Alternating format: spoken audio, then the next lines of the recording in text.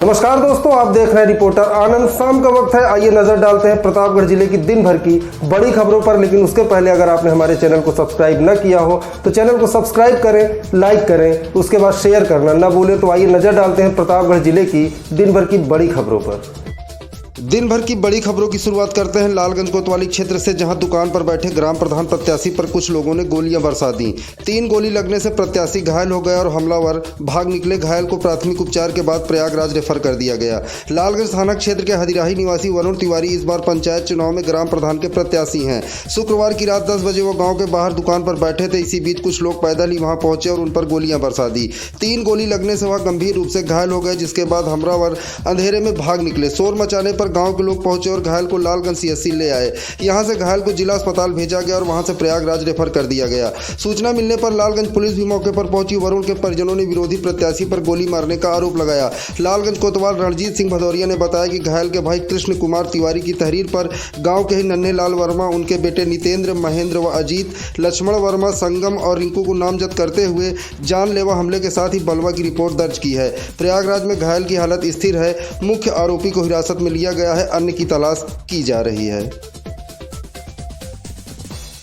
अगली खबर जिला अस्पताल से है, जहां ऑक्सीजन प्लांट का रेडिएटर अचानक से फटने से ऑक्सीजन प्लांट ठप हो गया। अस्पताल के वार्डों में ऑक्सीजन की सप्लाई रुकने से सांस के मरीज तड़प उठे। तीमारदारों में चीख पुकार मच गई। बाद में मरीजों को अन्य माध्यमों से ऑक्सीजन दी गई तो उन्हें राहत मिली। बता दें, जिला अस्पताल में इस वक्त सांस की बीमारी के दर्जनों मरीज भर्ती हैं। इनमें ज्यादातर मरीजों को ऑक्सीजन लगा है। अचानक ऑक्सीजन प्लांट का रेडिएटर जलकर फटने से ऑक्सीजन प्लांट ठप हो गया। प्लांट के ठप होते ही वार्डों में ऑक्सीजन की सप्लाई रुक गई और भर्ती मरीज अचानक से तड़पने लगे। मरीजों की हालत देख तीमारदारों में चीख पुकार मच गई। जानकारी होने पर अस्पताल प्रशासन के लोग मौके पर पहुंचे। हालात समझने के बाद तत्काल सिलेंडर और ऑक्सीजन कंसंट्रेटर मशीनों के जरिए मरीजों को ऑक्सीजन दी तो उनकी जान में जान आई। सीएमएस डॉक्टर पीपी पांडे ने रेडिएटर फटने की जानकारी जिलाधिकारी डॉक्टर नितिन बंसल को देने के साथ ही लखनऊ की संबंधित कंपनी को भी दी है। फिलहाल अस्पताल में अभी प्लांट से ऑक्सीजन की सप्लाई पूरी तरह से ठप है।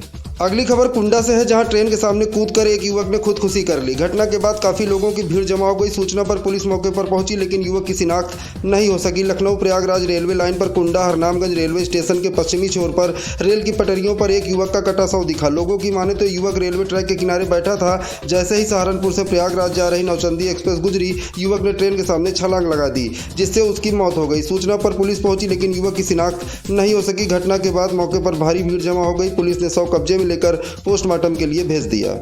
प्रदेश में कोरोना का संक्रमण लगातार नए रिकॉर्ड बना रहा है। प्रतापगढ़ में भी रोज सैकड़ों लोग इस वायरस से संक्रमित हो रहे हैं। कोरोना से बचाव के लिए शासन के निर्देश पर आज शहर समेत सभी नगर पंचायतों में सैनिटाइजेशन का काम किया गया। सुबह से ही टैंकरों से सैनिटाइजर का छिड़काव किया गया। सड़कों से लेकर नालियों और गलियों में दवाओं का छिड़काव किया गया। हालांकि कुछ नगर पंचायतों में सैनिटाइजेशन के नाम पर महज खाना पूर्ति ही की गई।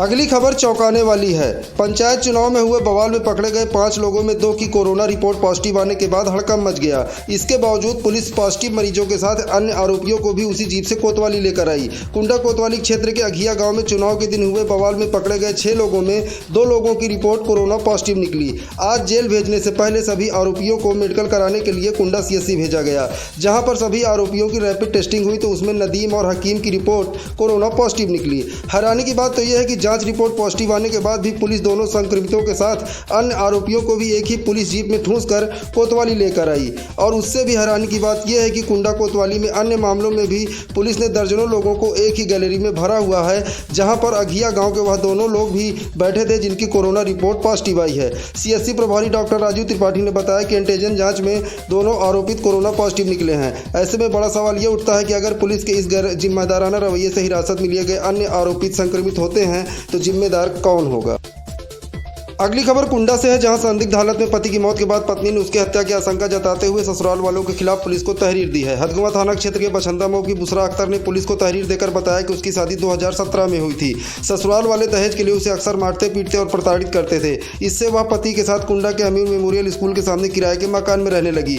उससे एक बच्चा था। दूसरे प्रसव के लिए अपने पिता के साथ भिवंडी चली गई। 18 मार्च को भिवंडी में ऑपरेशन से उसे बच्चा हुआ। तभी 21 अप्रैल को संदिग्ध हालत में उसके पति की मौत घर पर ही हो गई। उसके पहुंचने के पहले उसका अंतिम संस्कार उसके ससुराल वालों ने कर दिया और उसी रात करीब 8 बजे ससुराल वाले उसके किराए के घर में पहुंचे और घर में रखा 8 लाख रुपए नगद, सोने चांदी के जेवर समेत लाखों रुपए का सामान समेट ले गए। विरोध करने पर उसे धमकाया, कहा कि जहां तुम्हारे पति गए हैं वहीं तुम्हें भी पहुंचा देंगे। पीड़िता ने आशंका जताई है कि उसके पति की हत्या की गई है। पुलिस मामले की जांच कर कार्रवाई की बात कर रही है।